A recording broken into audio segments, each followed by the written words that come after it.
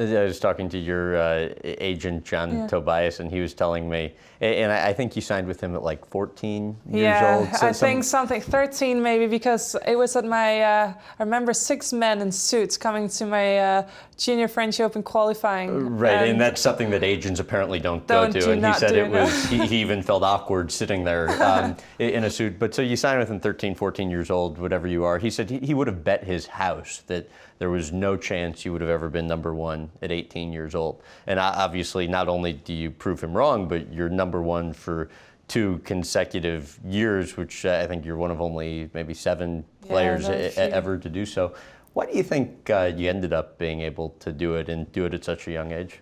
I don't know. I mean, I didn't expect myself to do it in such a young age either. You know, I think everything just went so fast, and I moved up the rankings so fast. And yeah, I think again, I had good hands. I had some really good runs, and all of a sudden I was playing, and I knew that if I won a match against Petra Kvitova in Beijing, I'd become number one. And I was so nervous going into that match. And you were. It was my biggest dream to become number one. I knew I was so close, just 1 match away, and I ended up winning, and it was such an emotional time for me. And he said you were playing better tennis players, but you were winning because of your confidence. Agree? I don't know. I mean, I always think I'm the better player when I go on court. You know, I mean, even then though. I mean, even when you're this like 18-year-old kid. I've always, you know, believed in myself. When you go on court, I always believe I'm better than the other player. Well, that's confidence, even if you aren't. It is definitely. But you know, I think if you don't, you've already lost beforehand. So there's no point in going out there. You know, you can't. You have to believe in yourself. You have to, you know, have the belief that the work you've put in, that's going to pay off. The 2010 China Open, the first time you became number one in the world. What do you recall from that? It was, I couldn't even describe the feeling. I was playing again Petra, and I went out to that match. I was feeling so nervous.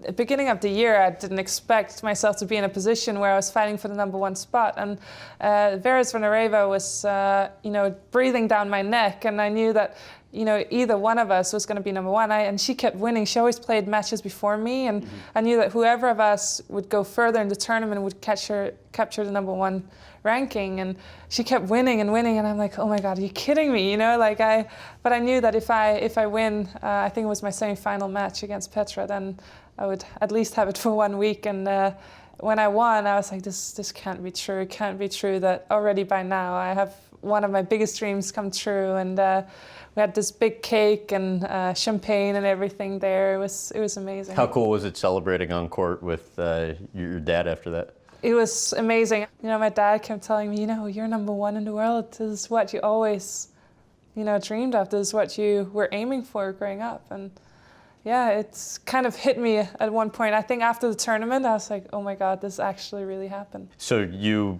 pretty much immediately get global endorsement deals after that. How does life change on almost like the business end after being number one? Becoming number one? It changed a lot for me, and I had so many things both on and off the court that I need to remember. And you know, obviously, when you're just a young upcoming player, you have all the time in the world to practice. You can do whatever you want, but you know, all of a sudden you have, you know, a lot of sponsors, you have commitments, you have things that you have to do off the court as well. And I think you always have to kind of try and find the time, but sometimes I would cut down on my training schedules just because, you know, it was too much. But at the same time, when I was then on the court, I would give it 100% because I knew that you don't have 4 hours. You know, you can't start off terribly and then, you know, kind of make up for it later. But, you know, that worked really well for me. And obviously I loved both the on and off court thing of the sport and my job. And I think, you know, it's a great place to be in.